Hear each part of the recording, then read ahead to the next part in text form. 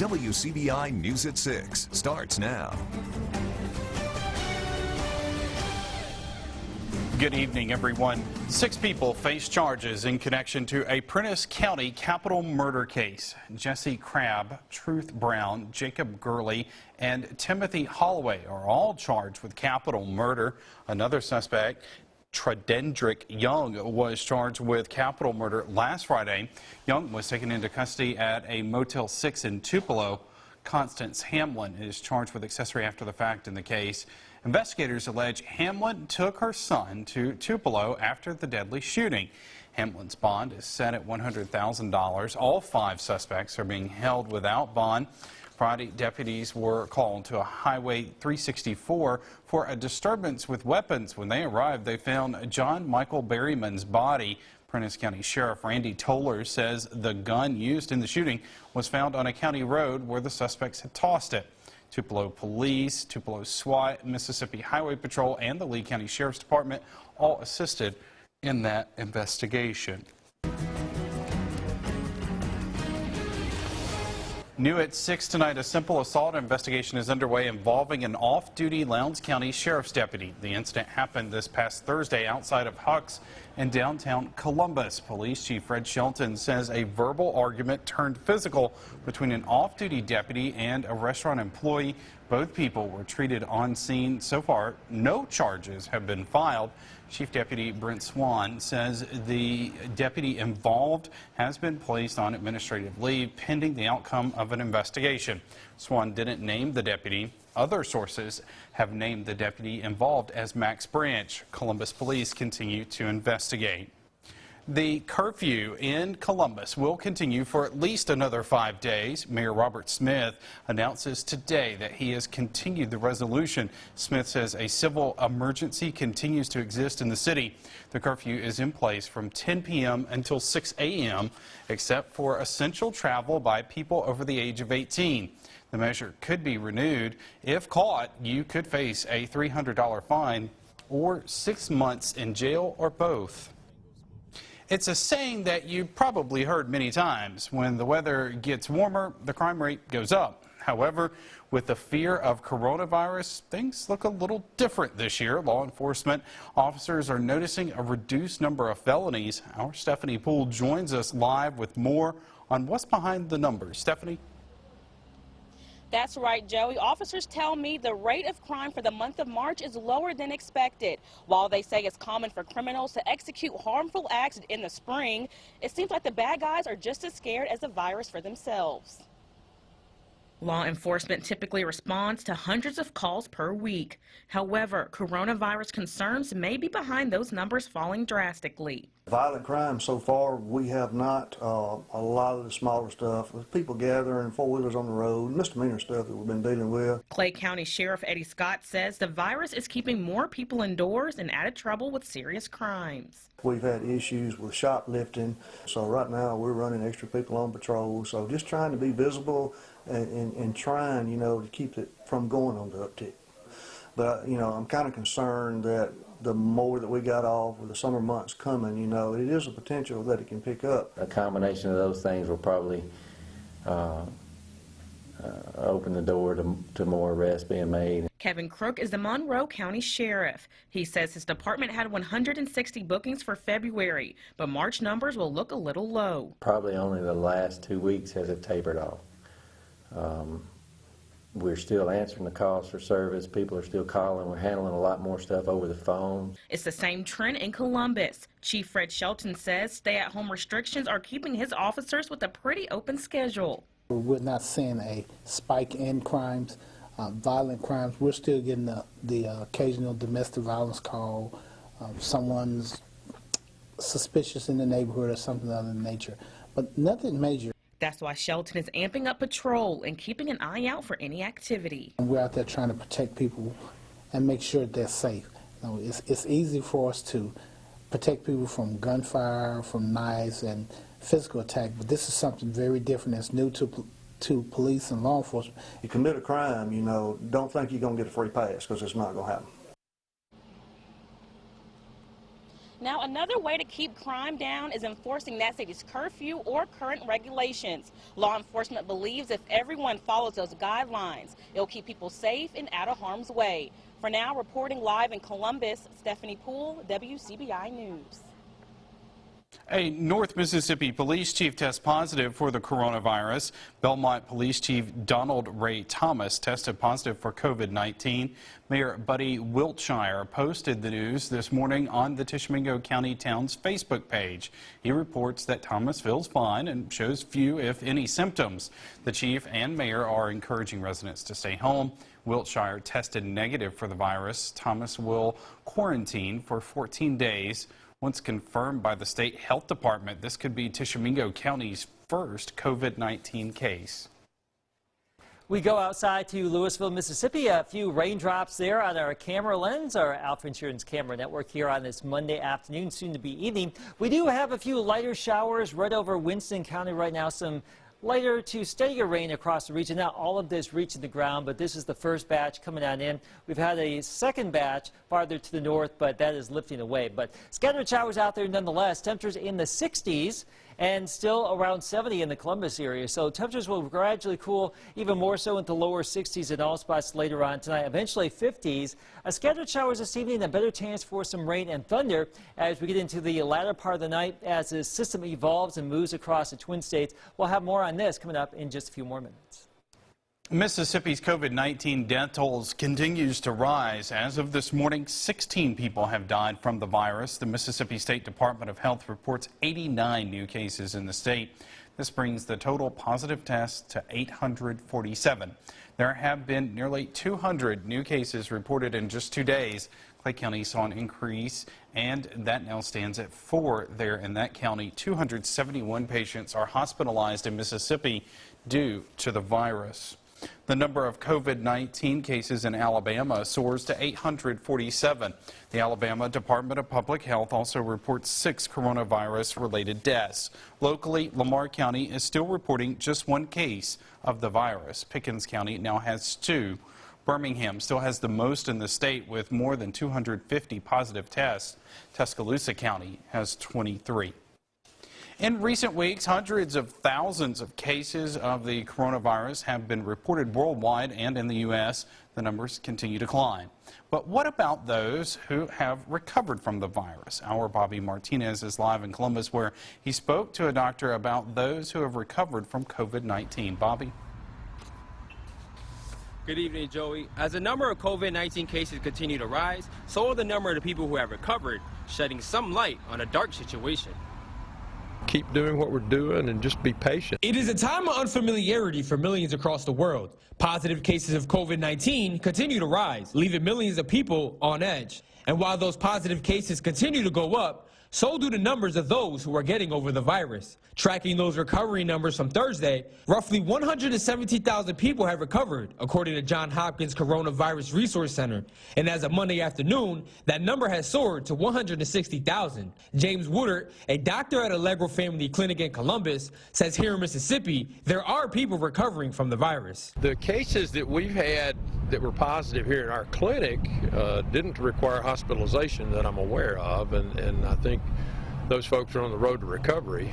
So not everyone who contracts the virus is going to wind up in the hospital. People recovering from this pandemic does give people hope that this will soon go away. Woodard says in order to keep those recovery cases increasing, we must continue to follow all guidelines provided by state and federal leaders. The main thing is just to continue using common sense. I mean, to keep doing what we're doing, social, isolating, you know, don't get out in crowds, try to stay home a little more. Make sure that you wash your hands a lot. It's okay to wear a mask and gloves to the grocery store. According to Mississippi Department of Health, there is a total of 847 positive cases of COVID-19 as of Monday afternoon. And as more test results continue to come in, the number may increase. And if you're wondering how to avoid contacting the disease, Woodard suggests you're not going to catch this, it's not going to blow in through the window. You're only going to catch this from someone else. You know, you've touched something that they have coughed or sneezed on, or they have coughed or sneezed in close proximity to you, and then you inhale the droplets. That's how you're going to get it. And for the latest cases here in Mississippi, I have those links posted on our website at wcbi.com. For now, live in Columbus, Bobby Martinez, WCBI News. The coordinator for Amory's pandemic response plan has unique qualifications and experience, and he's willing to share that with other cities. We'll have that story coming up on WCBI News. You're watching WCBI's News at 6 with Joey Barnes. Welcome back, everyone. The director of a North Mississippi museum is leading efforts to respond to the community's needs during the coronavirus pandemic. WCBI's Allie Martin has more from Amory, where an expert is coordinating that city's pandemic response planning center. Before becoming director of the Amory Regional Museum, Wayne Knox served his country in the U.S. Navy, where he helped develop a pandemic threat assessment. That training is being put to use right now. When all this started happening, I went and found my big 5-inch binder full of data, dusted it off, and went to the mayor and said, look, I've been thinking about this stuff for 15 years. Let's not reinvent the wheel here. Knox got to work helping coordinate the city's pandemic response plan. The museum was closed to the public and now serves as the city's pandemic response planning center. The museum's archivist is now making masks for healthcare workers, and donations are being collected on site for first responders, doctors, and nurses. You know, a lot of people, they bought up the Lysol and the Clorox a few weeks back when there was a big panic. And let me tell you, if you've got 5 bottles of Lysol at home, you don't need it, but our first responders absolutely do. So we urge the public, if you've got extra, donate it. As Knox is helping Amory carry out and coordinate its pandemic response plan, he is more than willing to help other cities and towns do the same. One of the key things about the plan that I put together is it's zero cost to local government. We're not hiring additional personnel, we're not buying additional equipment or anything like that. Take what we've got and the people we've got and make it work. Volunteers are also checking in with senior citizens and helping pick up and deliver groceries to locals as part of the pandemic response planning strategy. In Amory, Allie Martin, WCBI News. If you would like to help or volunteer or donate to the Pandemic Response Center, there is an Instagram site, or you can send an email to prp@cityofamory.com. All right, Keith, a pretty nice day outside. So far, now the showers are coming back in, but we can still get cool this time of year, Joey, so we can't forget about some of these cooler nights. Recently, we've had some mild nights, grass is growing, but Wednesday morning, Thursday morning, some lower 40s, maybe some upper 30s before we'll moderate by the weekend. We'll show you that 7-day forecast next. Your WCBI First Alert AccuWeather forecast with Chief Meteorologist Keith Gibson. We started today with a little bit of sunshine. The clouds filled back in. Our time lapse from downtown Columbus today shows the clouds building back in. We do have some lighter showers in the region right now. Temperatures in the 60s in most spots. Let's do a little sky cam tour. 66 for you in Vernon at Durham's Pharmacy in Lamar County. We had a pretty powerful thunderstorm there Saturday night with some hail, constant lightning, very heavy rainfall, and some gusty breezes, but not as active today, thankfully. Cloudy in Tupelo, 63 degrees, winds at about 6 miles per hour. So some lighter showers out there as we get into our Monday evening. Not the end of the world here. That's certainly good news. We just have some lighter rain out there, another little batch lifting in the Tennessee. But scattered showers here. Cloudy conditions all evening long. Heavier downpours in Arkansas, Oklahoma, and Texas, and that heavier rain will be building our way later tonight. So we do expect the rain intensity to go up later on tonight into tomorrow morning. We may see a few storms here. I think the most active weather will be along and south of this frontal boundary that will set up right along I-20 later tonight. So Kemper County, Meridian, point south, a better chance for stronger storms. Here, we're going to just stay too cool, I think, but there could be a more active wave of storms in Alabama and Georgia tomorrow. We have this level 1 threat late tonight, so we can't rule out an isolated hailstorm or some gusty wind here, but overall here, not a big concern, it would appear. But make sure you have the WCBI News app for the latest weather alerts. If we do have any push alerts, they'll be coming your way automatically. Now, rainfall here, it could be adding up here, maybe 1 to 2 inches of rain across the northwestern counties with that heavier rain building in later tonight and tomorrow morning. Probably not as heavy farther south, where we may see about 1/4 of an inch to maybe 3/4 of an inch. But that's the way it's looking. Heavier rain north, lighter rain farther to the south, at least as far as totals go. Now, by 11 o'clock, we're cloudy. Showers develop. Temperatures will finally get down into the 50s in all spots in the morning, so much cooler. There's that warm front. Look at that. Kemper County may be in the 60s in the morning, but we should be mainly 50s, cool, stable air. But above some of that cooler air, there could be enough unstable air to produce some hail and some of those isolated thunderstorms. But that's really a minor concern for us at this point. Mostly cloudy tomorrow afternoon, breezy, showery. The showers will go away. Temperatures may cool down into the 50s by late in the day, and then we'll get down into the upper 30s to low 40s Wednesday morning, back into the low to mid 60s with a lot of sunshine there as we get into your Wednesday. Let's go right to your AccuWeather 70 forecast. So breezy, cool, damp tomorrow, 62, then some 50s. Pretty nice Wednesday, moderating back into lower 70s for your Friday, for the weekend. A chance for some showers around here this weekend. A better chance perhaps by early next week. There's your forecast. More of the shows coming up next. WCBI Sports with Tom Ebel is brought to you by your local Ford dealers. Go further. Coach Davis, thanks for joining us on the Boxed Out podcast. Well, good to be with you guys.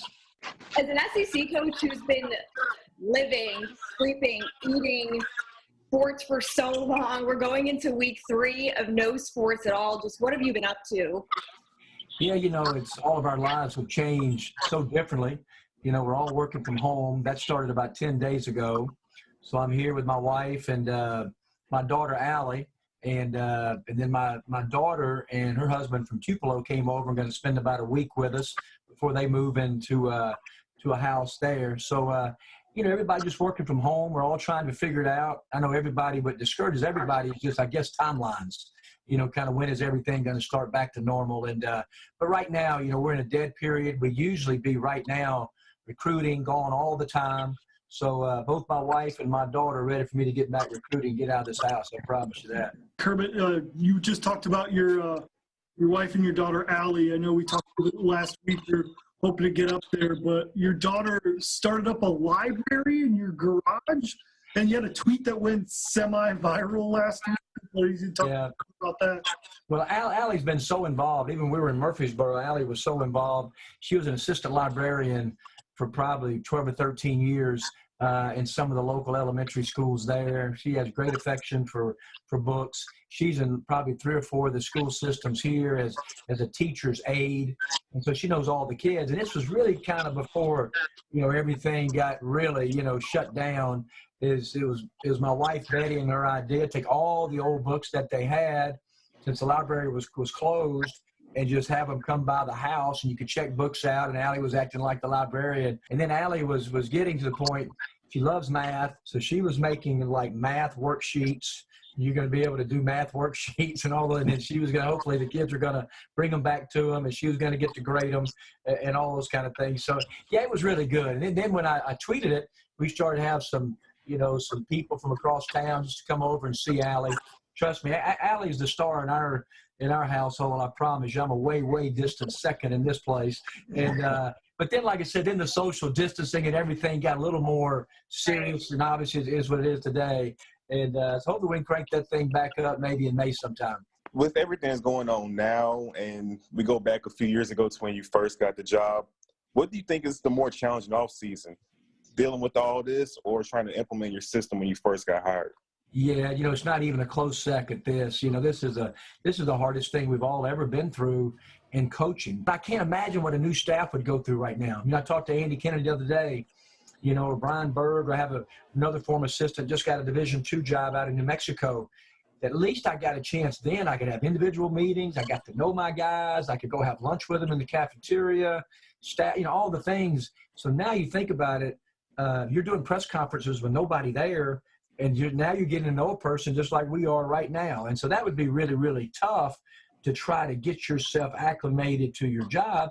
And think about it, you can't meet any boosters either. So no doubt this is a lot more difficult, but I can only imagine for a brand new staff. We're all missing March Madness a little bit, so I was hoping, obviously you were a part of one of the bigger upsets in the NCAA tournament of the past decade with your Middle Tennessee team taking down Michigan State. What was the story about that team, or something that maybe a lot of people didn't know about leading up to that game to maybe get our March Madness fix in a little bit? I had two guys from Mississippi. This is true story. One of them was my starting point guard, Jacob Ivory. We're playing Oklahoma State. He's from Murrah High School. He had a hard, tough fall, had some reoccurring concussions, and then we ruled him his career was done. Had another starting guard from the coast, Ed Simpson, a junior. The day before our tournament in Birmingham, the Conference USA tournament, Ed broke his foot in one of the most gruesome injuries I've ever seen. We stopped practice. Ambulance came and got him. And so both of those guys, so then we start the tournament the next day. And our team we played great in the tournament, won a great game against Old Dominion by 2 points. Reggie Upshaw made a two-shot foul to win it. And then I said, okay, the week before Michigan State, I said, guys, we're not going to do one thing contact. We went hard. There's going to be no contact. I was really worried about it. I was just paranoid about guys getting hurt. I wanted to enjoy the experience. And we just had this great air. And the one thing we hung on to, I said, guys, just think about it, shirts and skins. It's just if you're at the park and all of a sudden they rolled in and you rolled in, nobody thinks they're going to lose a pickup game, And so if nobody had their colors on and their names, and so that was kind of our mantra all week. And we got off to this great start, and all of a sudden 17,000 fans in St. Louis were Blue Raider fans. It turned into a home game, and it was just unbelievable. We just played at such a high level, and that game is obviously the greatest moment probably in the history of Middle Tennessee athletics.